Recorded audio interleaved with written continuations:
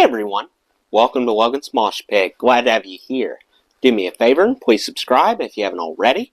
Gather round, bookworms, because the time has come for a new episode of Rock and Read. Today we'll read chapter 11 of Elvis and Me by his wife Priscilla Presley. Here we go. Merry Christmas, Elvis said proudly, handing me a honey-colored 6-week-old puppy. Oh, Elvis, he's the cutest thing I've ever seen, and the smallest. I gave Elvis a big hug and heard a muffled yelp between us. Oh, honey, I said, I'm sorry. I had unwittingly just christened the pup Honey. It was Christmas Eve. Elvis had prayed for a white Christmas, and, as if on cue, that night 3 full inches of snow fell. The gathering around the tree included Vernon and Dee, her 3 sons, David, Ricky, and Billy, the entourage and their wives, and a handful of Elvis's other relatives and friends. Everyone was pleasant and made me feel welcome, though it must have seemed strange to see me rather than Anita sitting beside Elvis. Anita had shared Christmas with him the 2 previous years. Sometimes I couldn't help wondering if he missed her. It wasn't easy for him to let go of people. I knew that. It was fun watching Elvis open gifts. Just what I needed, another jewelry box, he quipped, unwrapping the 4th one of the evening. He looked over at Gene Smith, one of the few people who could consistently make Elvis laugh.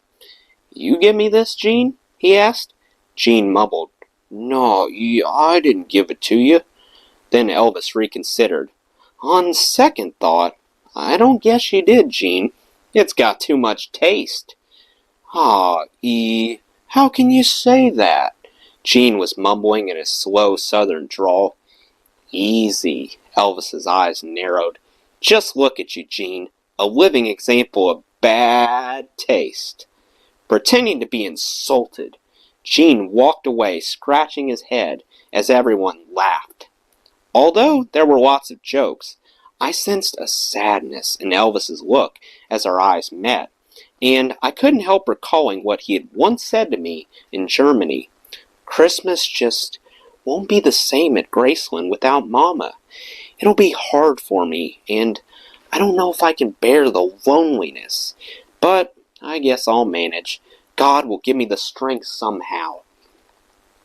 Oh, look, Elvis, I said, trying to distract him with a large, colorfully wrapped present. Here's one more you forgot to open. It was my own gift to him, a musical cigarette case, which I had purposely saved for last. I held my breath as he unwrapped it. He opened the box, and it began to play Love Me Tender. I love it. I really do, Scylla. Thank you. There was a twinkle in his eyes, and I wished I could always make him this happy. After Christmas, we did something exciting every night, usually beginning after midnight. Sometimes Elvis rented either the Memphian or the Malco Theater to watch movies. Other times he rented the entire Rainbow Skating Rink, the infamous roller rink I had heard so much about. My first night there, I was lacing up my skates when the boys asked me, Do you know how to skate? Sure, I said. But do you know how to skate? They persisted. I got the message real fast when a box of knee pads was passed around. This was not your ordinary around-the-rink-to-organ music skating. The idea here was to keep your bones intact. I wobbled onto the rink, only to wobble off. I wasn't about to stay on that floor after seeing the determined looks on the other skaters' faces. They made the roller derby look mild. From the sideline, I watched them rounding the rink, adjusting their jackets and shirts so they weren't too tight, and checking that their arms and legs were securely padded. Then Elvis skated into their midst, calling out, Okay, everybody, y'all clear the way on the sidelines. I don't want anybody hurt over there. Honey, why don't you get on the other side there with Louise? The rest of you, get your butts somewhere else. They all started laughing, and he said, Okay, let's go. About 25 skaters locked hands, forming what they called a whip. Skating abreast, they began circling the rink, building up speed. The object of the game was to remain unscathed at speeds of over 10 miles per hour. It could be very dangerous if you were to lose your balance or if you were at the tail end, when by turning quickly, they all cracked the whip. There were a lot of falls, but despite the danger, Elvis seemed to know exactly what he was doing.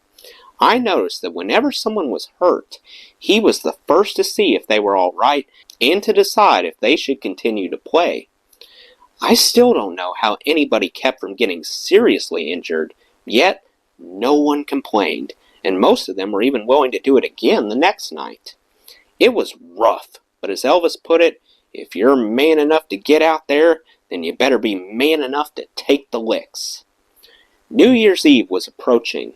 Elvis told Alan to rent the Manhattan Club for the evening and to invite about 200 people. Elvis's friends and the presidents and the other members of his fan clubs. Although I was excited about the party, I couldn't help thinking that after New Year's Eve, I would have to leave. Elvis kept telling me not to think about it. I noticed that whenever I mentioned a problem to him, he'd just say, "It'll all work out. Don't worry about it. I've got enough to think about with having to worry about that." He always avoided problems. If I was disturbed or depressed, or if I felt we were becoming distant and wanted to get closer by talking it out, he avoided me or told me that my timing was bad. There was never a good time. Once I reproached him about the attention he was lavishing on the girlfriend of one of the regulars. She was very attractive, about my height, with black hair and a nice figure. She had come into the kitchen where several of us were sitting, and Elvis, who was wearing dark sunglasses, began making comments like, "Boy, it's getting warm in here. Anybody else warm?" I was so upset, I left the room. I waited for him to go upstairs, then followed shortly behind him. "Elvis, I have to talk to you," I said. "Sure, honey. What is it?" "I saw the way you were eyeing that girl. It upset me." "Look, woman," he said, losing his temper. "No one tells me who I can look at and who I can't. Besides, your imagination's getting carried away. I've seen her around here long before today." With that, I stomped out, slamming the bedroom door. I felt betrayed that he'd even desire another woman, and was annoyed that he'd never admit it. I became obsessed, and watched what Elvis liked, what attracted him, trying to be everything he ever imagined a woman could be, and more. The New Year's Eve party at the Manhattan Club started around 10 p.m., but Elvis timed our arrival a few minutes before midnight. We just had time to order double screwdrivers when the countdown began. Then we all sang Auld Lang Syne. As people shouted, "Happy New Year!" Elvis pulled me close and said, "Baby, I don't want you to go back. You're staying here. We'll call your parents in the morning."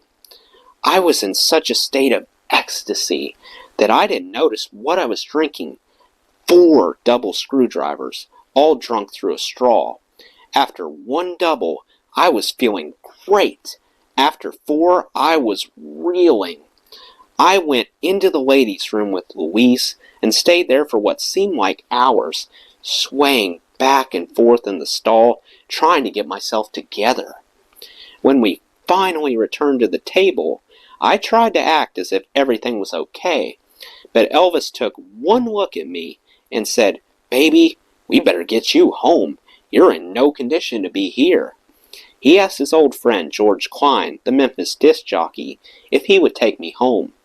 I spent most of the ride back to Graceland with my head out the window. George and his date walked me to the door, where we said goodnight, and I let myself in. Gripping the banister, I slowly climbed the white stairs, shedding my clothing as I went, my jacket, purse, shoes, and blouse left in a long trail up the steps. By the time I reached the bedroom, I was wearing only my bra and panties. I collapsed on the bed and passed out. A few hours later, I heard Elvis tiptoe into the room and come over to me. His condition was not much better than mine. I could make out his silhouette against the ceiling above me. I didn't stir. Gently, he took off the rest of my clothes. Then he kissed me and kissed me over and over. This night we almost went too far. His vow was nearly broken. My passion had gotten to him, and under the influence of alcohol, he weakened. Then, before I knew what happened, he withdrew, saying, "No, not like this." It had to be special, just as he had always planned. I have to admit that, at that moment, I didn't care if it was special, and I didn't care what he had vowed. I didn't care, in fact, what he wanted at all. I only knew I wanted him. The next morning, my head throbbed with a terrible hangover.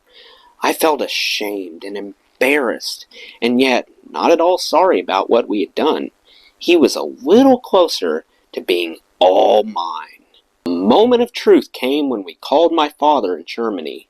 Elvis was on the extension in his office, and I was on another phone somewhere else in the house. Though the connection to Wiesbaden was filled with static, there was no mistaking my father's words.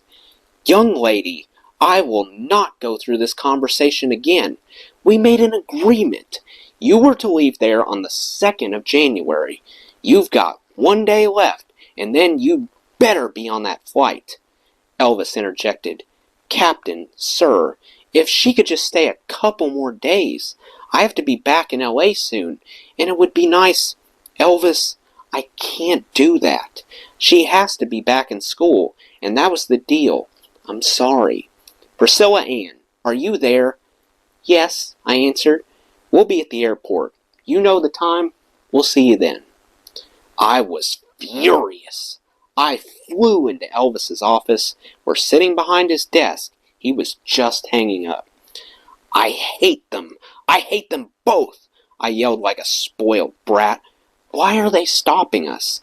They just want me home to babysit, to take care of the family. That's all." Elvis's face was flushed with anger. "We made a goddamn agreement. Who the hell does he think he is, talking like that on the goddamn phone? Him and his military upbringing." He grabbed the phone and called down to the kitchen, demanding, "Where's my daddy? He down there? Tell him to come upstairs to the office." Within seconds, Vernon was at the door. "What is it, son?"